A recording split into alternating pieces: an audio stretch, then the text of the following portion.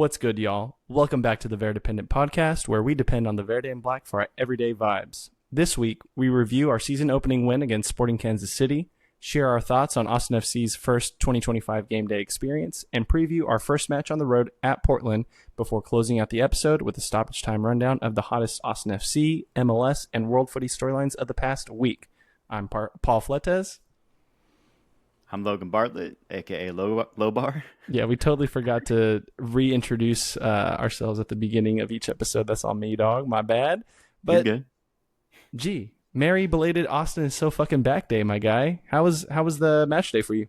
It was beautiful. It was glorious. It was everything we wanted. It's too calm for me, dude. I need more. There it is. No, it was a great time, dude. It was awesome. We won the game, and so that's all I needed. Bingo. And it was cold, and I didn't care. Hell yeah. Although I will say somebody threw ice from above me, and it hit me in the top of the dome. That was not cool. That was proper shite. Yeah. Just friendly reminder to the Austin FC fan base: if you're in the supporter section, definitely in February, don't be throwing ice during Cuervos. That's just lame. Yes. But anyway, that was lame. Something that maybe will heat us up. Lobar, I believe you are right now winning the preheated take contest. So why don't you go ahead and kick us off, man? Since you're on a roll here. Yeah, since I'm Timothy Turner, I got you. That's it. If he's playing, I'll add this qualifier because we just don't know, right? If he plays, Owen Wolf will score in Portland. That's my preheated take. That's a good one. Honestly, I'm kind of him, so it's going to happen. Right. Just tell me what y'all want to happen. I'll say it. It'll happen. That's right. Where we're at. What about you? So for me, I've actually got one regarding center backs, and I've got that Alexander Svatok will start in Austin's first Open Cup match of 2025. Hear me out here. Will that be his first start of the year? It won't be his first start, but he will start in the first Open Cup match. And if I can just briefly qualify this as well, Julio is him, and I just need to issue this apology. First and foremost, 2025, new slate, new season. Yep. Julio, my man, I was not familiar with your game, but when Nico sets the team up around so you feel comfortable in the back, you go off. So anyway, Locked in. All that to say is Svatak is still great, but he's going to get some more cup minutes than that. But all right, let's go ahead and hop into this. This first half here where we're recapping SKC, and I just thought for a quick second, if you don't mind, let's just take a 365-day look back at the notes last year, because I just thought this was hilarious when we did this. But just a couple of gems in here. We have Austin eats stink ass again to open the year. And this was following match day one a year ago, right? That's the loss against who was it? Minnesota United. Or Minnesota, yeah, thank you. Mm-hmm. And then we had play on the field was bad. Worse than anyone could have imagined. And then my favorite, Rigoni on the left wing. That was it. It was a down bad season opener for us. Man. But just so we can, appreciate what we were gifted on Saturday, let's just go ahead and jump right into it, y'all. We had year 5 kicking off in less than glamorous weather in beautiful Austin, Texas, but we couldn't have been matched up with a more favorable Western Conference opponent in Sporting Kansas City. Prior to this 1-0 win, Austin has always won against Peter Vermees' side. So that's 15 points. Just off rip from SKC when they come to Q2, man. That's crazy, dude. Love it. Add to the fact that the team had to play in freezing temperatures, and I mean SKC's team, just 3 days prior for CONCACAF Champions Cup. You kind of scratch your head at how this only ended up 1-0. But now is not the time to question the vibes or Brandon Vasquez's finishing. We're here to share our thoughts and show the boys some love to start the season off right. So for this first part, Lobar and I have jotted down some quick notes for every player that came on for Austin on Saturday, so we can share some love for you guys. So, Lobar, I'm just going to toss you the name. You give your little shout-out. Okay. On to the next one, and then we'll swap out. Sound good? All right. Let's do it. All right, brother. We got Brad Stuver. He's the man. He's the only option. He's the one. Slow night for good reason. Defense did their part. But he got the big save when it mattered most, right? That foot save on the breakaway to keep it even. So, shout-out, Brad. Hopefully it stays this easy for you all season. Amen. because that's how you get MLS goalkeeper of the year, apparently. Anyway, sometimes, yeah, apparently. Julio Cascante. I mean, you said it already. He is him as well. This whole thing is gonna be me saying they are him. Now Julio, he had a great game, slinging dots to the wings all night. Beautiful passing.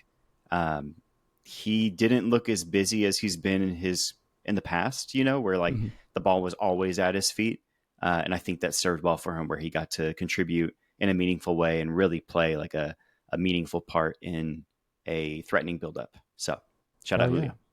And I mean, that's part and parcel because he had such a good partnership in Brendan Hines-Ike. True. The man was solid. I have no complaints, and I thought he just did his job well. He was a good defensive partner next to Julio. There might have been like a little mistake or two that led to some opportunity, but like it's going to happen when you're playing that high up and that far up in possession. So he did a great job, I think. So solid player. Hell yeah. Guilherme Biru. Bro, he's Brazilian and he has to show us every game. That's right. The man he always has to sauce somebody and just try to do the most extra stuff. I love it. He had a great game, I think, on both sides of the ball. Hard to say that anyone had a bad game. So, it's going to be very complimentary. But he very much is being used in the attack, in the build-up, and that's exciting to see. I think you'll talk more about that later. So for sure. Our own Danny P. Yep. Good game in a familiar role. No complaints. Just did his thing. Had a few turnovers here and there, but like that's he's being tasked to create, right? And to be kind of a dynamic player in the midfield for us. So he's going to make some mistakes here and there, but overall he shined, played his part, did well. He looked comfortable next to the new middle three. So hell yeah. We got Osman Bukhari. Yes, sir. Got the goal.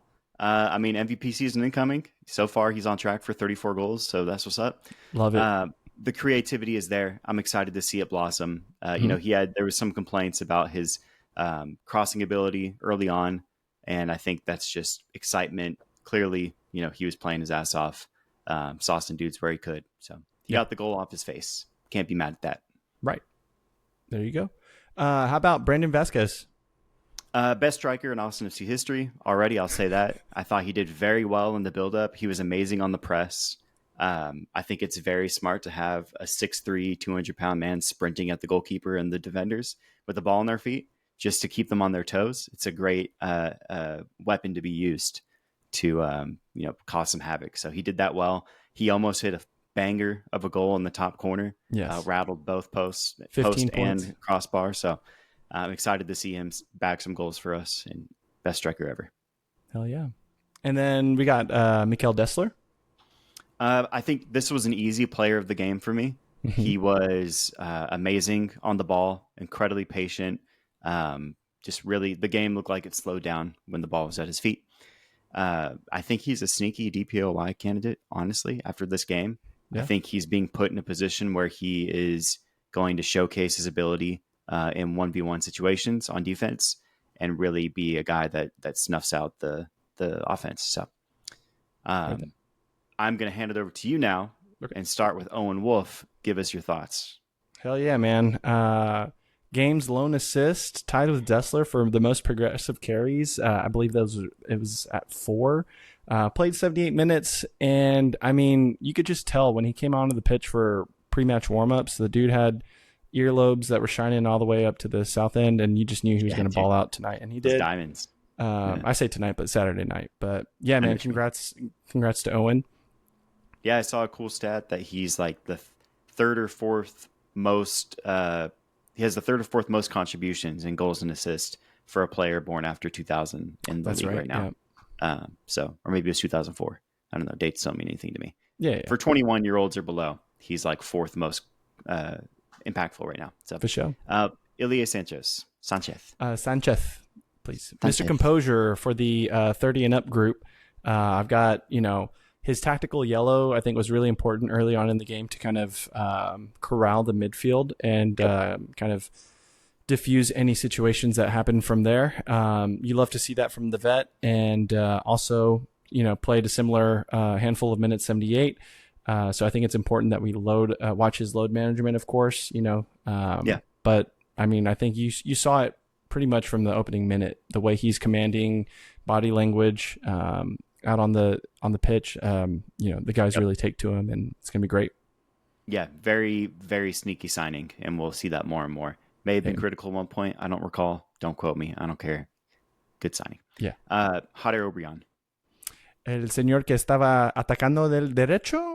The hustle, man, the quiet game. It wasn't the hot air show that I was expecting for the home opener to start, but I think he did a lot of good things right. Hustled, came back and tracked when needed to. And I think he still has a chance in Portland on the road next week to really kind of cement a positive place in Nico's pecking order for, attacking reinforcements there.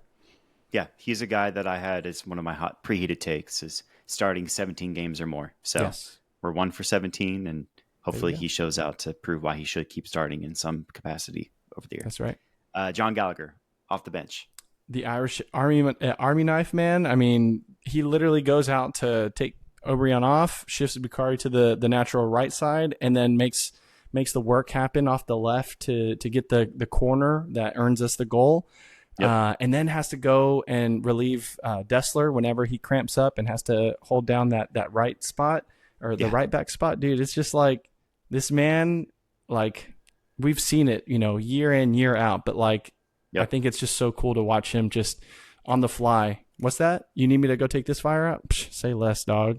Yeah, it's very impressive, and playing both corners of the field. It's awesome, man. And also, happy belated birthday, my guy. Yes, that as well. Happy belated. Yes. Another sub, Diego Rubio. Hell yeah, man. Spiciness personified. I had visions of like Felipe Martins, like 2022, just always chirping in the ear. I don't know if you saw on the replay, but there was that one point where he's just all up in Jovelic's face, like when he fouled Julio.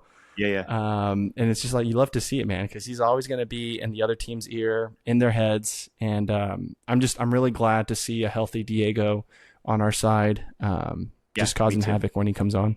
He's a great sub for the role that he's filling right now, kind of that awesome death shadow striker, kind of 10. He can just cause havoc. It's awesome.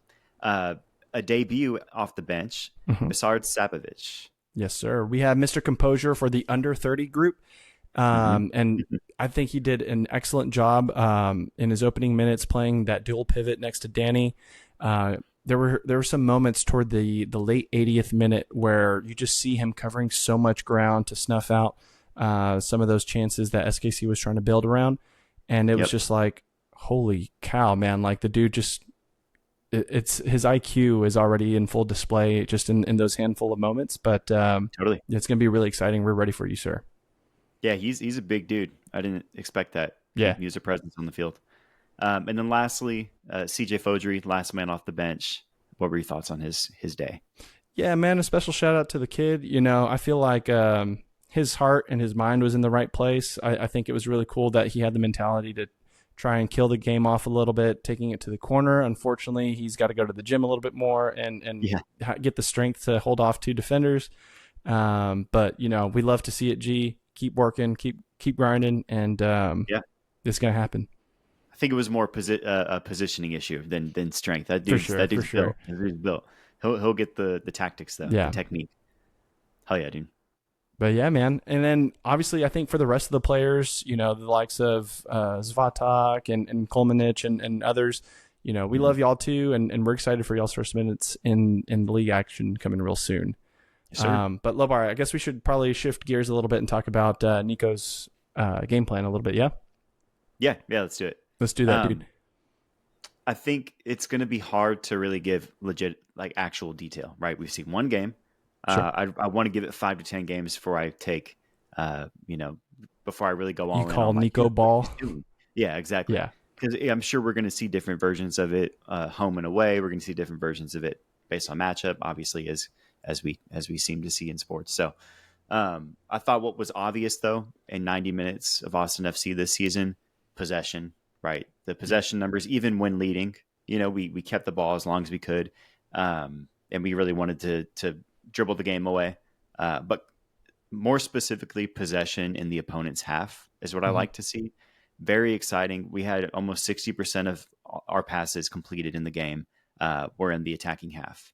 Oh, yeah. And so it's refreshing to see, players keeping the ball players moving off the ball to really move the defense around. It wasn't very stagnant. People kept they'd get the ball, they'd make a step, they make a move, they pass it off, they move. And it's very fluid to keep the defense guessing, to keep them moving, and move the chessboard around a little bit. So it's exciting to see, man. And I think I mentioned this a little bit in the Brandon Vasquez point, but just the pressing seemed much more deliberate than we've seen in historically for Austin FC. It was a very strategic cohesive press for the full 90 minutes too. Yeah. Like we didn't press the entire time, but throughout the 90 minutes, we saw moments where we would really press heavily for 45, 60 seconds straight. And then, back off and start overloading one side to press the ball in a different creative way, not just sprinting at them, but really, blocking up those passing lanes and whatnot. So It's really fun to see. It's different. It was a clear tactical shift from what we've seen in the past. And it was just exciting. Like within the first 10 minutes, I was dead silent in the support section, just watching oh shit, I noticed Ilya's playing all the way back. It's a 3-back, and so-and-so. And something you noticed, Paul, I handed off to you, but with Bidu and the way he was positioned, I thought was really interesting. So I'll let you talk on that. Yeah, no, for sure. I think we had already kind of seen glimpses of this during the preseason matches over in Coachella, where we see Nico choose to, whether that's Dessler or Biru, but mostly it's been Biru making those underlapping runs and kind of like tucking in and inverting, and it was really cool to see that kind of completion of like the box midfield and kind of that numerical advantage in the middle of the park. If you see his heat map, like where you're so used to seeing left backs kind of occupying that like left channel for the most part, you're going to see a lot of central, color on the pitch for Bureau. And I just thought that was really cool. And the dude was busting the gut every time to advance the ball, and then also gut busting to come back and defend. And so that was really cool. It's good to see just the progression of our attack already in game one, just a few weeks into with training with a lot of these guys. It's just clearly different, and the guys are they seem excited about it, right? They had fast feet, maybe a little too excited at times, but it was just refreshing. Yeah. The last point I want to make, just because I'm excited for Uzuni to come in. I'm assuming that Owen Wolf is occupying what will be a place where Uzuni might play, right? Not always, but kind of a pocket where he might play. Yeah. Second striker at times, whether he's on the wing or not, he'll probably invert and cover those types of lanes. Yeah. Or he might slot into the cam, or as a second striker, which he's apparently done throughout his career. For sure. But all that to say is Owen was making some deep runs into the box and like really being a threat. And I thought that was fun to see. And I'm excited to see a guy like Uzuni hopefully emulate something similar and just create danger in the box. It's clear that Brandon Vasquez is much more practiced than any other striker we've had, where he's able to share the box in that way and make dangerous runs that move the defense and be a target man, but also know that he has support behind him in the attack when he makes his run. So anyway, last thing I'll say there. Yeah, no, I think it's great, man. I think as an Austin FC fan, you should feel optimistic of what we saw against SKC. Now, if I had to just take a quick moment to be critical here, again, going back to the point that this was a very tired SKC side that played, in freezing temperatures three days ago, and we only came around with a 1-0 result.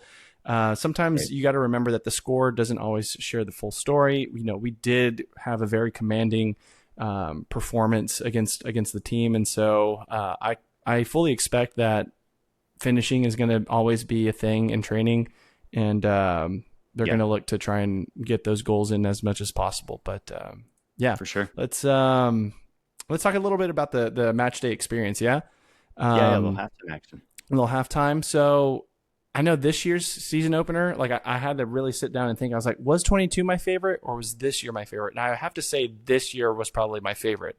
Just from the tailgates that I was seeing, the Hop Squad meetup, the March to Q2 with Murga, the smallest shit beanies, man, the fireworks. It was really, it had everything that you could ask for in like the quintessential like MLS experience. Yeah. So Logan, I got to ask you, man, like what were your takeaways? How did you feel about it? For sure. I want to talk about those beanies first because I was very excited about them. Yeah, man. And, Maggie, my girlfriend, she has a very, very tiny head. I'll say that. Yeah. And she's the only person I saw that the beanies fit naturally. Hell yeah. So that tells you how small they are. Right. They were kid-sized beanies. Still made it work, but they're cool design. Good idea from the club. Like, no critique there, really. No, They just yeah. happen to be tiny, so maybe Right. make them a little bigger, kind of a one-size-fits-all truly in For sure. practice. But going beyond that, the match day experience, man, it was fun. It was very obvious that the budget has increased. I'm curious to see if this is something that continues on throughout the season, or this is just a day one or match day one vibe. But the pyrotechnics were amazing. The pregame light show was sick. The synchronized light show through the app, that was pretty cool. I have to ask you really quickly about that. Yeah. Did you have the app working for you during the light show, or did you like have issues? Because I know there were a handful of folks that I was hearing about, like they didn't get a chance to actually engage with it because I had the app already. Yeah. So I just scanned the QR code and it opened the app for me and took me right to the page. Nice. And like it opened right as the countdown started. Yeah. I think because I'm dumb, I think I could have hit record on the video and like recorded everything while it's happening. Yeah. But I did not, and just held it up and looked behind me the entire time to watch the hype video. And I kept looking at my screen. It was just green and like kind of like triggering green with all the flashes, right? Like that was the kind of the trigger. But I think if I had hit record, I didn't think about it. It might have just filmed everything in front of me and kept like a video of it. Regardless, though, it was cool. Like enough people did it to where it clearly like added a cool concept. I think it was more so for everybody in front of us, that could see the screen more naturally, where they can see all the lights around them, like from the north end. Curious to see what the north end boys say about that. But that was dope. And then even just the Verde lights and the different ways that they're used, cool light patterns and whatnot, and the pregame thing. And then, I don't know if they brought in like glass cleaners, like professional cleaners to climb the thing and make sure everything is crystal clear. But the lights really were like extremely bright, whether it's new bulbs or just they're cleaned or whatever, or it just hadn't been there in a while. But yeah, it was awesome, man. And a bunch of sponsors giving out stuff at the Zebra Gate, right? There was the Pantalones towels. They were giving out shots. Siete was giving out bags of chips that you could take into the stadium with you. So yeah, it was a cool time, man. I really enjoyed it. The team was really doing their work to make sure that people keep coming back, not only on the field, but like in terms of the match day experience. We've been to other stadiums that don't do it like that. Right. And Austin is, in my biased opinion, a leader in that, and they're making sure that the fans stay engaged year 5 and beyond. So for sure. Shout out to the club for that. Yeah. I'm actually really surprised to see, given the downward slump that our third and fourth season kind of ended up taking. In year 5, it still feels like relatively good, shiny new toy syndrome. The shininess is still there, which is good. I mean, zoom out a little bit. 5 years is only 5 years. It should still be shiny like this. But, all that to say, I got to say, side note here, when the players came on for the first part of training or what do you call it, warm-ups and all that stuff, and the DJ started playing Kendrick Lamar, They Not Like Us. I knew that's the moment. That's like, I was like, yep, we're winning the whole Western Conference for sure right now. Who was the DJ? Was it Peligrosa? It was Peligrosa. I think DJ Orion or something, I believe. They did very good. Yeah, the crew did very good. So they know how to do it, man. Yeah, it was a great time, man. Great time. I'm excited to see if it continues on each game. For sure. Well, just hang tight. We're going to come back in the second half with a Portland Timbers match preview, and we'll be right back.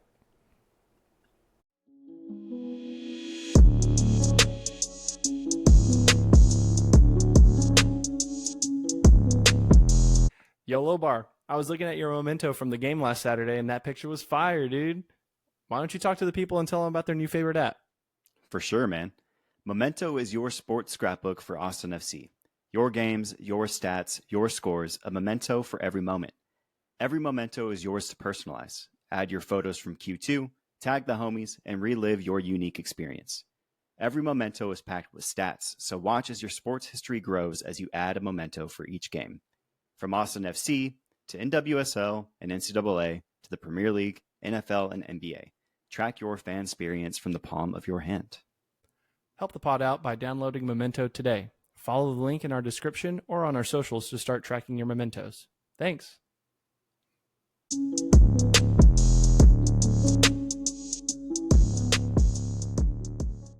And we're back. Lobar, got to ask you this question, G. Have you ever had a birthday where someone came in and absolutely ruined your party, and then the following week someone comes over to your house and makes fun of your carpet, dude? I've had a similar experience, so I know what you're talking about. Yeah, So yes, yeah. sure. Yeah, sure. I mean, okay, hold on. This might be a deep cut here for the folks. I apologize, but let me take a second to explain. So, Portland Timbers turns 50 years old this season, right? And so their home opener was against Vancouver, who absolutely came in and just shat on their carpet over at Providence Park. And so they are, Vancouver was party pooper. We have the opportunity to come in a week later and be the one that points at their carpet and makes fun of them for still playing on turf. Yeah, right. Bro, set the story up for us here, man. Like, what did Portland do this offseason, and what can we expect going in there? Yeah, man. I mean, well, first, obviously that Vancouver home opener was just tough to see. They're at home. Yeah. New players in, new attack, kind of shifted attack after Evander left. Mm-hmm. And they just get dominated in some Cascadia action, right, against Vancouver. I think, clearly the big news was that they lost Evander, right? MLS or MVP candidate, one of the better players. I think he had 32 goal contributions last season, or 34, something like that. Yeah, in the last couple of years. So clearly he's a high end talent, and he was leading their offense. Mm-hmm. So him leaving is a huge deficit for them, right? They're going to have to really make up this attack. Now they have some good young attackers, right? So last season, they had 45 goals, 32 assists among their 3 attackers, one of which was Evander, and really shined in the attack. They have some of those dudes still. And then they've signed a couple young, high potential, up and coming dudes in the attack. Yeah. They have a new striker. They have that Anthony kid, I think, is one of their U22 signings. Yeah, I believe so. Yep. Yeah. They have David Da Costa, who came in from France, and he was essentially pinned to be their replacement in the 10. So they have good guys to fill that void. I think it's just going to take them time to gel, right? Yeah. And so a lot of change in the offseason, similar to Austin, right? Mm-hmm. In another world, that's us on Saturday. A lot of new players in, decent talent, enough guys stay over. We're at home. SKC comes in and dominates us, right? Yeah. Luckily, we got matched up with the perfect team for a new squad, our new look squad, a team that just cannot win against us historically. So in this case, Portland had a lot of change. And so I think they're good enough. They have enough veteran presence and a good coaching staff and good history, great fan base that will carry them and lift them up as they gel. I think they'll still end up being a dangerous squad, as they almost always are. Yeah. And Kevin Kelsey, the new striker, David Da Costa, those dudes will get it together and do good things in this league. Yeah. Do they still have? Oh, sorry. I was just going to say, do they still have Cabecita, the Mexican striker? Do they? Let me double check. I have their roster up right in front of me, actually, just to see. Let's see. They got looks like it. Yeah. Yeah, they do. Yeah. So he's not a nothing burger. No, he's not. He's a DP, right? So he's a talented dude. Yeah. I think a big thing too, again, Paul, you mentioned for the Austin FC game, like the scoreline didn't flatter how well we dominated in that case. I think the scoreline for the Vancouver game definitely flattered Vancouver. Didn't even mention this yet. Kamal Miller, starting center back for Portland, former All-Star in the league. He got a red card in like the 13th minute. Yeah, that's right. So it's something where they're immediately down a defender, and then the attack just comes in and dominates for Vancouver. Yeah. So again, situationally, this looks really bad on paper, but I think it was a worse loss than we should expect to see, and a worse performance than we should expect to see. Granted, Kamal Miller will be out on Saturday because of the red card, so that's pretty cool. But it helps to have a defender for more than 13 minutes. So true that, dog. Yeah, I feel that. I know for me, man, I'm less keen on this result than I was like the home opener against SKC, because I knew that SKC was always a free 3 points at Q2. But Yep. I know when Yeah. we go to Providence Park, it's a whole different ballgame, right? Like we have only taken 4 out of a possible 12 points in club history away at Portland. And I'm still looking at them and going like, man, kind of like what you were saying, right? It's like there's a lot of change. They just got shellacked, 4-1. But again, to your point, it's like that was, a man down for most of the game. So Exactly. it's one of those things where we're still kind of having to figure out who we are, right, with our new players and the new attack. We don't know if Mirto Zuni's going to be in the lineup or not. So just a lot of question marks. So I'm just kind of I'm nervous, right? So Understandably. yeah, man. I guess just give me a reason, I guess, for myself and for Austin fans to, think that we can leave Portland on match day 2 with 3 points and another clean sheet. Yeah, I'll start with a 3-for-1. 3 reasons for the price of 1. Hell yeah. Brandon Vasquez, Osman Bukhari, Mirto Uzuni. Whether he starts or not, Uzuni, I feel like he's going to play, right? Yeah. Nico doesn't hint at, the possibility of, if he has a good week in training, he might be available. Right. The weather's 74 degrees all week. It's beautiful sunny skies Monday through Saturday in Austin. Is he turf averse? It doesn't matter. Yeah. Driussi was the only player that was turf averse for us in our history. Yeah. I feel like we're going to bring in a 10 to replace him that can play in the northern states of the U.S., right, where they do turf. So I'm going to go with he better not be. And if he is, get over it, because turf is a thing, right? Everybody's played on turf. So all I have to say is, though, I think that's your 3-for-1 with the DPs. I think they're going to come out and show out. I mean, they're every week they're going to gel more and more, right? True. And Uzuni, assuming he plays at least 30 minutes, if not starts, which would be dope. Mm-hmm. He adds a question mark for teams to go up against. They've never played against him. Yeah, he's here to break records. He's extremely confident in himself, and he has all the pieces around him to prove that confidence. So I think the DPs are one reason. They're going to come in, and just that attack is going to continue to be threatening against a team without Kamal Miller. Yeah. I'll give you another reason too, and it's another player. I think Ilie Sanchez and Danny Pereira in that midfield, whoever they're next to, whether it's Owen or maybe Hader or Uzuni starting up with them, or who knows, right? Yeah. I think those two dudes are going to add a level of MLS composure, like seasoned vet composure in Ilie, and then just familiarity with Danny.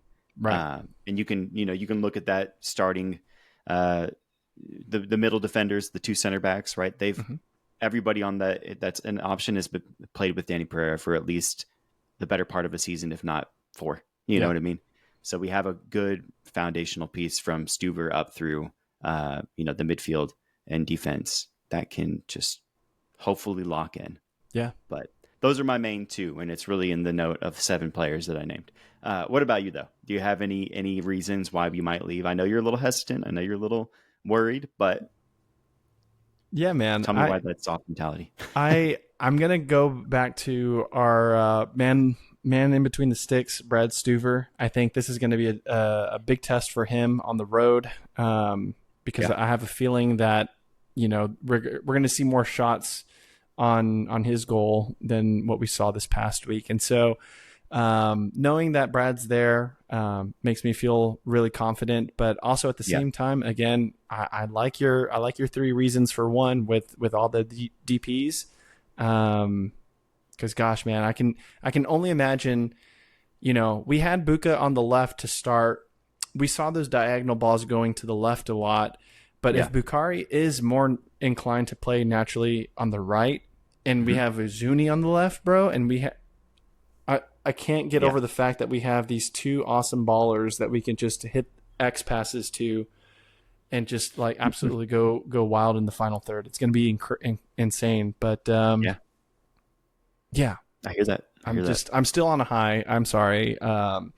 This is not any kind of semblance of actual tactical brilliance here. But I think all in all, we didn't see the real Portland Timbers. We saw Portland Timbers with a man down for 80 minutes. This is true. And it's going to be a question mark still, right? Yeah. They have a solid team. They have a lot of new attackers. It's going to be a test. Yep. I think you're spot on. Brad Stuver's going to have a good game, Yeah, a great game, and we're just going to have to be ready for chaos, because at this point, Portland has nothing to lose. Like already, game true. 2 in the season, they're like, let's just play. They're trying to play catch up now on that goal difference. Yeah, exactly. They're like, we got to score. We got to prove. We got to make the home fans happy. So, yeah, I think they're going to go out and they're going to be swinging, and we're going to have to dip, dodge, duck, and dive. Right. Well, yeah, I know. I'm trying to think.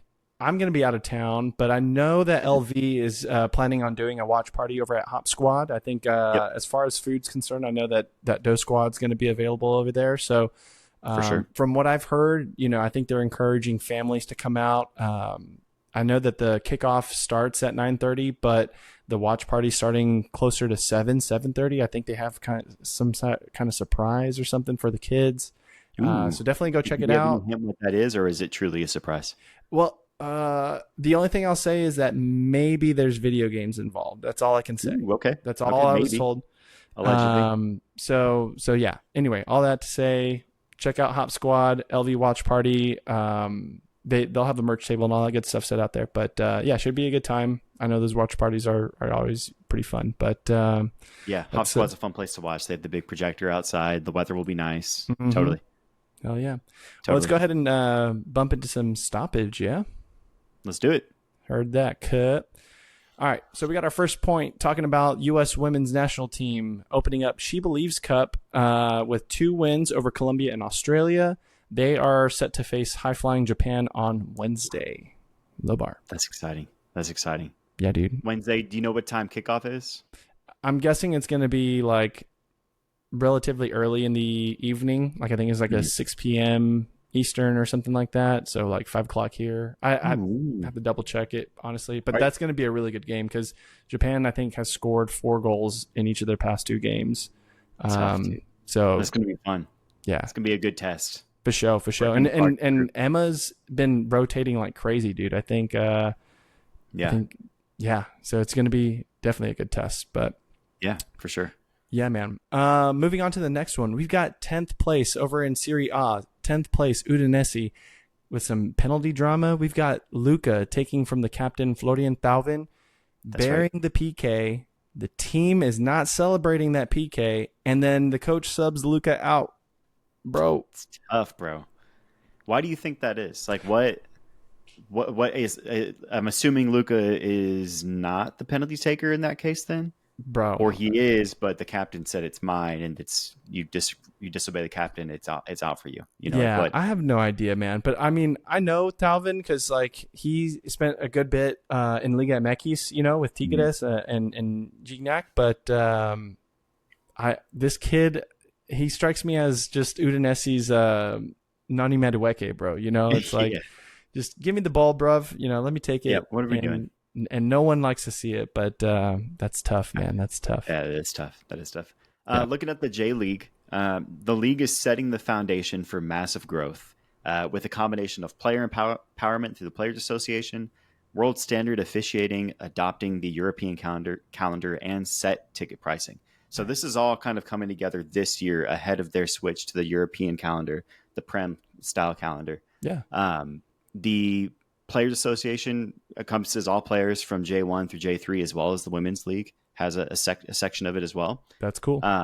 There's been a lot of great change already the last couple of years, like all the big changes in the league, from minimum salaries to arbitrary salary cap for first year players, negotiating tables for players being at the negotiating table with the league. Mm-hmm. All that's been done in the last couple of years, and they're building on that. And then part of the push for this calendar was players saying, hey, summers are hot as shit. We want to continue to elevate this league so that we get looks in Europe for our career. Yeah. We need to be doing this. And the league is following suit doing so. On the flip side, the league is setting kind of European standards when it comes to officiating. Mm-hmm. So many of the rules and like consistencies and physicality, they're all kind of following suit with the top leagues in Europe and making sure that, again, the quality is a match, at least between what happens on the field and the basic rules being followed and whatnot. And then they're also doing set ticket pricing. in the same way that like England will, where there's no third-party sellers. They're really pushing for online sales, for season ticket memberships, and for match day sales at the gate to increase the kind of diehard fandom, but also make sure that nobody gets priced out. So they're doing kind of like your affordable ticket, your middle tier for a higher quality game experience, and then your top tier for those diehards who want kind of the club access style, right? The hospitality tickets and stuff. Yeah, so long-winded, but they're really doing a lot to set themselves up for kind of a spike in growth and spike in popularity, which I think is great. Hell yeah, man! Hopefully MLS does the same. Right. I feel that. Damn. And speaking of MLS, going back to it, we have a legend, Bruce Arena, bro, taking over the Quakes to open up 2025 with a 4-0 thumper of RSL at home. Dog. It's crazy, bro. Neither of the big striker signings score. It's a bunch of Joseph and Chicho. Yeah. It's everyone else coming in. Yeah. You love to see it, bro. Team. Yeah. It's gonna be fun to watch. I'm low key nervous for San Jose games now. Like always have been, but this year it's going to be even more so. Anyway, hectic. Staying in Cali a little bit, we've got MLS's new kid on the block, San Diego, opening up with a dub on the road, 2-0, 2-0 against Carson Galaxy, bro. Hold that, Diego. That was crazy, bro.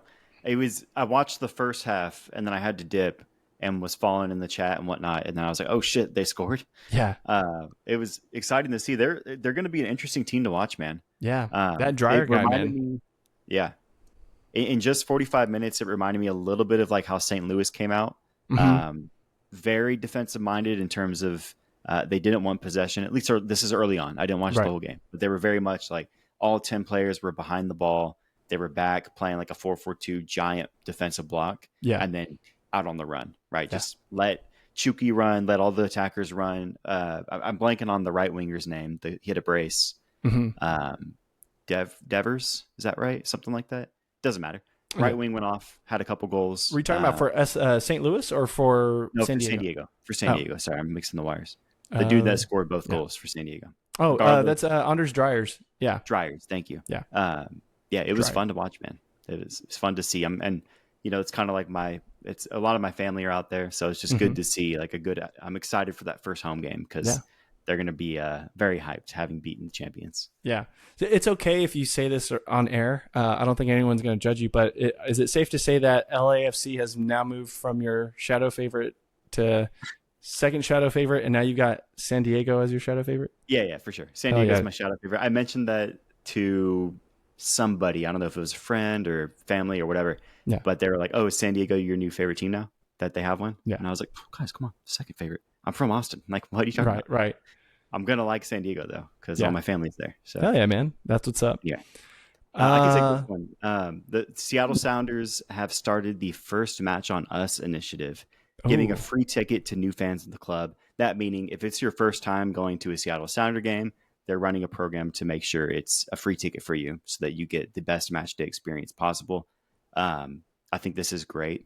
That's for an established team that is one of the most decorated in the league in terms of just success in the league and then international play, CCC, Club World Cup, all that stuff. Yeah, they're really taking the right move, in my opinion, to make sure that the sport keeps growing in their city. Yeah, I think just from an access standpoint, right? It's yes, they play in an NFL stadium, but also it's like, what's the harm in like making it more accessible for people to come enjoy your product? But it's tasters at the food court. It's the same thing. Like, hey, try this Panda Express teriyaki chicken for sure, and then maybe you'll buy it next time.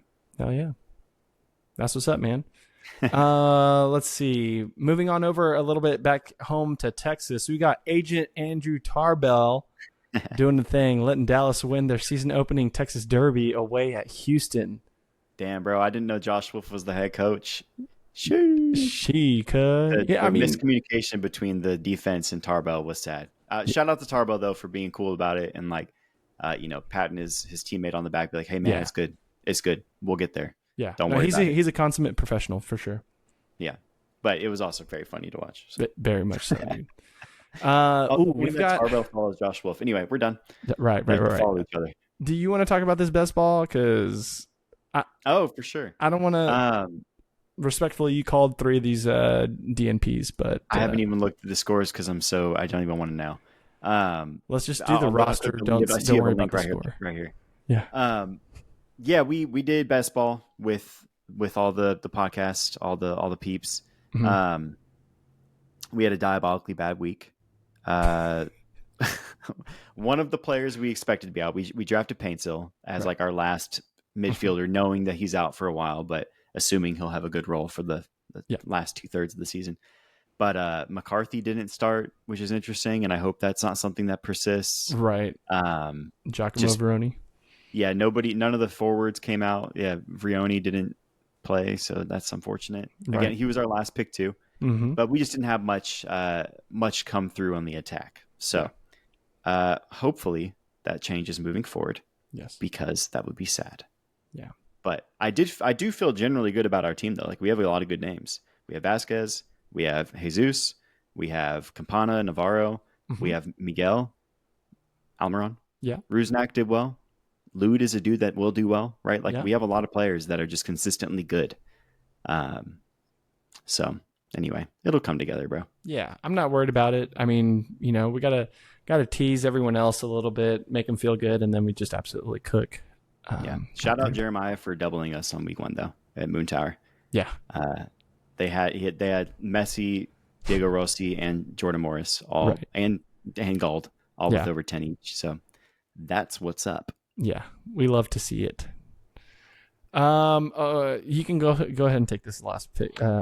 Chelsea, they played at Aston Villa. That was cool. But shout out the women. The Chelsea women. They play again? Played this weekend against Brighton. The referee's a seagull. Seagull. We've seen them dominate at Brighton. So, hopefully that happens. But, and actually we saw them dominate at home, low-key, not at Brighton. True. That's my bad. Technically not Stamford Bridge, but it was home. The ladies' home, but remind me of the name of that park? Kings Meadow. Yes, Kings Meadow. Yeah. Down near Richmond. Yeah. In that neighborhood. Yeah, good times. Right. Wimbledon. Good old Ted Lasso area. But yeah, exactly. But Chelsea men's, they're shit in the bed. So I don't want to talk about that. But somehow we were still 4th going into the game, so that's cool. It's wild. Just need us to win some games that we should win. Like we're on a horrid streak. Enzo won't let us win, bro. That's all I'm gonna say. Just kidding. Kidding. Anyway, so we appreciate y'all kicking it with us on this week's episode of the Verdependent podcast. I'm Paul Fletes. You can catch me on Twitter at PaulAndrewFC. That's an official government name. Oh yeah, my bad. But that's a government name. What am I doing? It's a government name, dude. Jumping the gun. The government name. And I'm Logan Bartlett. Catch me on Twitter at LobarVHLM. Hell yeah. And as always, keep the chatter going online by following at the Verdependent on socials. Just want to say a quick shout out to those who stopped by our tent last Friday at Meanwhile during Verde Fest. It was cold as shit, but y'all still came through and showed a little love. So thank y'all for that. We bonded over some Austin FC 1.0 highlights, Yep. Good times. I was trying to catch Ken's attention. I saw him in the supporters section at halftime. I was trying to get his attention, but it was we were all in the same color clothing, so it's hard to find. Everyone's wearing the same beanie. And then I think we saw, was it Anthony and Declan? Is that right? I believe, his son on the big screen. Yeah. I think I got those names right. Doing my best here. But good times, dude. And shout out all y'all. So, amen, man. Well, that's an episode, y'all. Thank y'all so much for listening. We will catch y'all later. Peace. All right, peace.